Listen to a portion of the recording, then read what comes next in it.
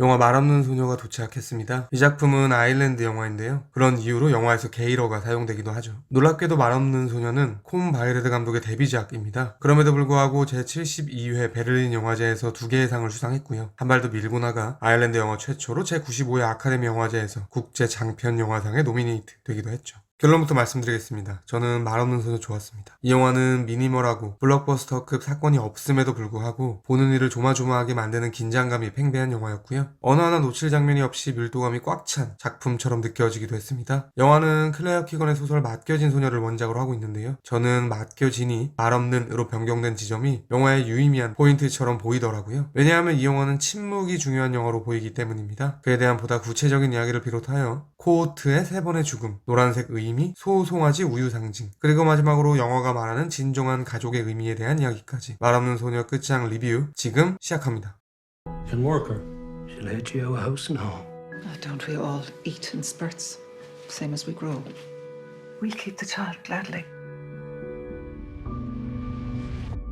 Ayon, 저에게 말 없는 소녀에 어려있는 강력한 이미지 중 하나는 삶과 죽음으로 보였는데요. 이 중 특히 죽음은 영화에서 굉장히 중요한 소재로 느껴지기도 합니다. 이렇게 말할 수 있을 것 같습니다. 말 없는 소녀는 코호트가 3번의 죽음을 경유하는 영화다. 그런데 이 지점에서 흥미로운 점은 영화에서 죽음이 부정적이고 비관적인 것만은 아니라는 점입니다. 오히려 제가 보기에 이 작품이 다루는 죽음은 긍정의 시그널을 지니고 있는 것처럼 보이기도 하는데요. 그에 대한 이야기를 드리도록 하겠습니다. 첫 번째 죽음, 영화의 도입. 말 없는 소녀는 건초 더미에 숨어있는 코호트의 모습으로 시작됩니다. 저는 소녀의 작은 손이 움찔하기 전까지는 극단적으로 표현해 그녀가 시체처럼 보이기도 하더라고요. 아무튼 자신을 찾는 소리에 마지못해 일어난 소녀는 천천히 집을 향해 걷기 시작하는데요. 이때 카메라는 그녀의 등을 포착해내며 정체를 알 수 없는 초월적인 분위기를 자아내죠. 그렇게 코호트가 향하는 곳은 바로 집입니다. 그런데 이 집의 면면을 보면요. 가부장적이고 타인에게 무례하며 도박에만 관심 있는 아버지가 있고요. 예를 들어 아버지가 부엌으로 나오자 갑자기 눈치를 보며 침묵을 하는 새 언니를 묘사하는 장면이 있는데요. 평상시 집에서 어떤 아버지인지를 알 수 있게 해주는 대목일 것입니다. 또한 언니들도 코호트를 괴짜라고 생각하면 잘 챙기지 않는 것처럼 보이는데요. 학교에서 그것을 암시하는 장면이 있기도 하죠. 이뿐만 아니라 엄마 역시 태어난 아이를 포함해 2명의 동생을 챙기느라 코호트에게 큰 관심을 주지 못하고 있습니다. 아빠 체이슨 코호트에 대해 겉도는 애라고 표현하기도 하죠. 물론 영화에서 코호트가 자신의 가족에 대해 직접적으로 평가를 하는 대사나 장면은 없습니다. 그럼에도 불구하고 그녀가 건초도미에서 집으로 돌아와서도 바로 침대 밑으로 들어가는 것을 보건대 소녀는 자신의 집을 별로 좋아하지 않는다는 것을 알 수 있겠죠.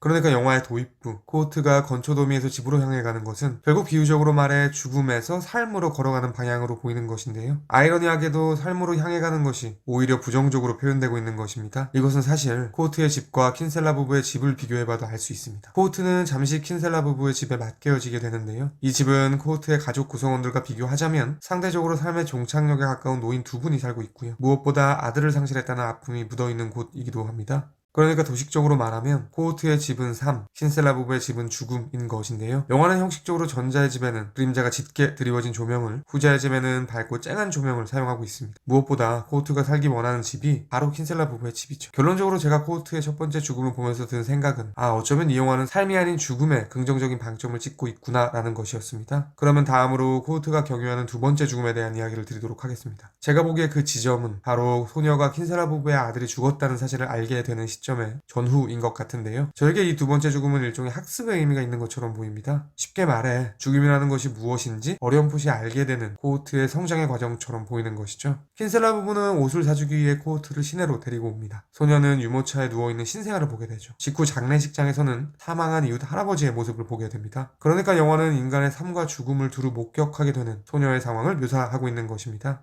무엇보다 이웃 할아버지의 죽음은 죽기 전의 단계부터 그 정보가 짤막하게 코호트에게 흘러들어오는데요. 말인즉슨 그녀는 죽음이라는 결과만이 아니라 죽음의 과정까지도 경험하게 되는 것입니다. 장례식 후 코호트는 이웃 아주머니의 집을 따라가게 되고요. 오지랖퍼인 아주머니로부터 킨셀라 부부의 아픔에 대한 이야기를 듣게 됩니다. 킨셀라 부인이 죽은 아들의 옷을 자신에게 입혔다는 사실을 알게 되기도 하죠. 이에 대한 설명 혹은 위로를 위해 킨셀라 씨는 코호트를 해변으로 데려가 이런저런 이야기를 해줍니다. 저는 이 대화가 인상 깊었는데요. 아마도 코호트는 이 대화를 통해 죽음이 주는 상실감, 그로 인해 상처 입은 인간이 하게 될 수도 있는 악의 없는 실수 같은 것을 학습하게 되진 않았을까 싶기도 하더라고요. 아무튼 이 일련의 과정 중에 코호트의 옷이 바뀐다는 설정도 흥미롭습니다. 왜냐하면 죽음의 이미지가 얼룩진 옷을 입고 있던 코호트가 새로운 옷을 입게 된 것이니 무엇인가를 학습해 새롭게 태어난 것처럼 보이기도 했고요. 말하자면 애벌레가 나비로 성장하는 일종의 변태처럼 보이기도 하는 것입니다. 이뿐만 아니라 이 두 번째 죽음을 경유한 후에 코호트는 비로소 킨셀라 부부의 가족이 된 것처럼 느껴지기도 하는데요. 언급드린 밤의 해변에서 킨셀라 씨와 코호트가 돌아가려고 걸어 나올 때 코호트는 멀리 보이는 배의 불빛을 발견하고는 세계라고 말합니다. 이 장면 직후 소 3마리의 모습이 화면에 들어오기도 하죠. 저에게 이렇게 반복되는 3이라는 숫자는 킨셀라 부부와 코호트의 합처럼 보였고요. 그러니까 마침내 가족 구성원은 3명이 되었다라는 영화적 표현처럼 보이기도 하더라고요. 또한 코호트가 새로 입게 된 옷은 노란색 원피스인데요. 이것은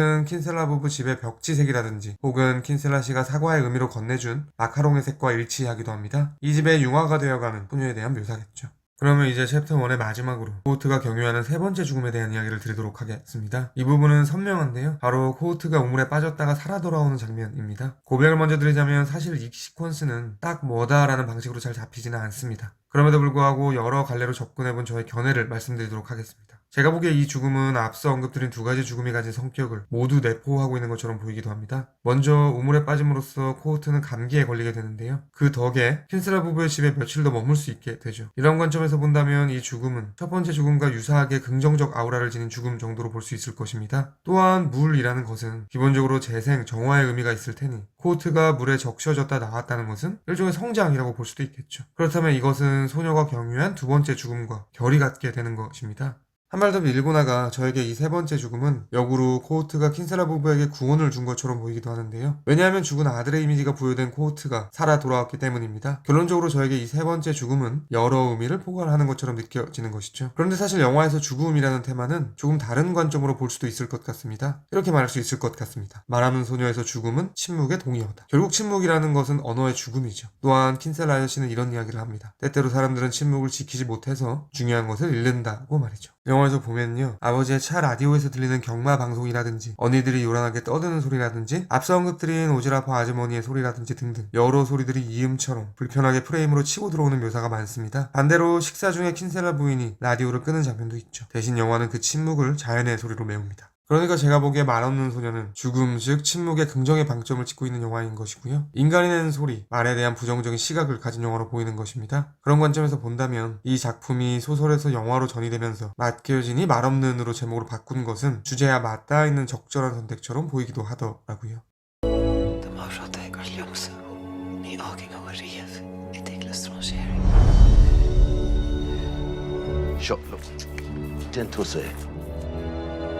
네가 됐지.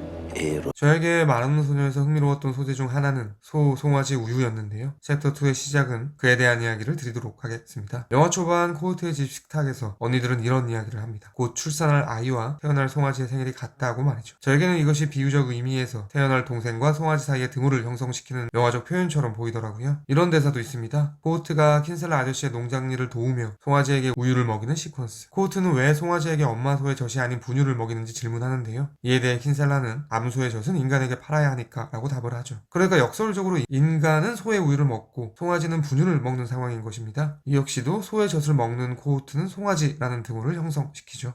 말인즉슨 결국 말없는 소녀의 소와 송아지는 코호트의 부모와 코호트에 대한 은유처럼 보인다는 이야기인데요. 코호트는 학교에서 부모가 도시락을 챙겨주지 않아 점심시간에 굶게 됩니다. 배고팠던 소녀는 친구의 우유를 슬쩍 훔쳐 먹으려고 하는데요. 갑자기 뛰어오는 아이들에 의해 몰래 떠놓은 우유를 쏟게 되죠. 그러니까 말없는 소녀는 송아지로 비유되는 코호트가 소의 우유, 즉 부모의 케어를 받지 못하는 영화인 것입니다. 그러면 이 지점에서 이런 질문이 가능할 것 같습니다. 그녀는 왜 우유를 받지 못하는가? 영화의 끝자락 코호트가 집으로 돌아와야 된다는 편지를 받았을 때 그 편지에는 태어난 동생이 남동생이라는 이야기가 적혀 있습니다. 그리고 그 순간 농장에서 송아지가 태어났다는 소식이 전해지며 킨셀라 부부는 그곳으로 뛰어가죠. 말하자면 제가 보기에 영화는 부모에게 케어받을 수 있는 송아지는 남자아이라고 은근히 표현하고 있는 것처럼 느껴지는 것입니다. 영화에서 보면요, 물론 직접적으로 묘사되는 것은 아니지만 코호트의 아버지가 외도를 하는 것처럼 보이는 장면이 있습니다. 그러니까 이 남자는 아내에 대한 애정이 없는 것인데요. 그럼에도 불구하고 벌써 8명째 아이를 임신한 상황인 것입니다. 저에게는 이렇게 남편이 아내를 존중하지 않고 있음에도 불구하고 7명의 딸 뒤에 또 한 명의 아이를 가졌다는 사실은 아들을 낳겠다는 일종의 남아선호 사상의 발현처럼 보이기도 하더라고요. 그러한 집안의 분위기에 의거한다면 당연히 언니들, 코우트의 여동생까지 모두 케어받지 못하는 송아지가 되는 것이죠. 이뿐만 아니라 이러한 송아지 우유의 의미를 조금 더 확대해서 적용해보면요. 저는 인간들이 소의 젖을 먹는다라는 킨셀라의 대사에서 자연주의적인 창작자의 사상이 녹아있는 것처럼 보이기도 하는 것입니다. 챕터 1에서 언급드렸듯 말없는 소녀는 침묵을 강조하면서 동시에 자연의 찬란한 풍광들과 소리들로 그 빈 곳을 채워넣는 영화인데요. 말인즉슨 인간은 결국 땅의 생물인 소의 젖을 먹는 존재다. 즉 인간은 자연에 예속된 존재다 라는 세계관이 느껴지는 것이죠.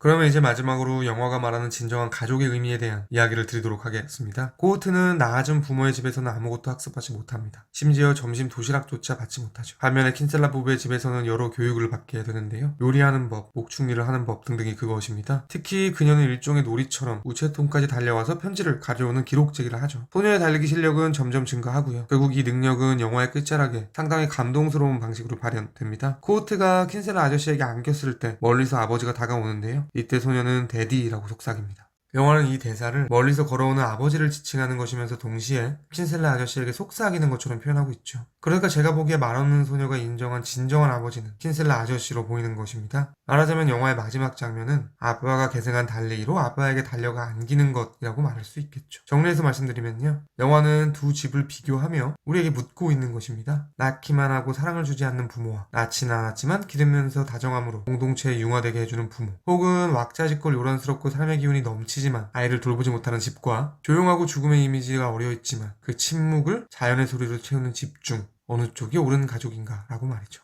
말없는 소녀에 대한 제 별점은 별 4개 반이고요. 한 줄 평은 다음과 같습니다. 맡겨진에서 말없는으로의 변경이 이 영화의 핵심처럼 보인다. 제가 100% 확답을 드리지는 못하겠지만 아마도 다음 리뷰는 지금 보여드릴 이 영화가 되지 않을까 싶습니다. 그리고 당연한 이야기지만 그 어떤 영화라 해도 언제나 영화는 제 리뷰보다 무조건 위대합니다. 들어주셔서 감사합니다. 耳は聞こえていませんが問題はないです。もういいんじゃないの？プロになって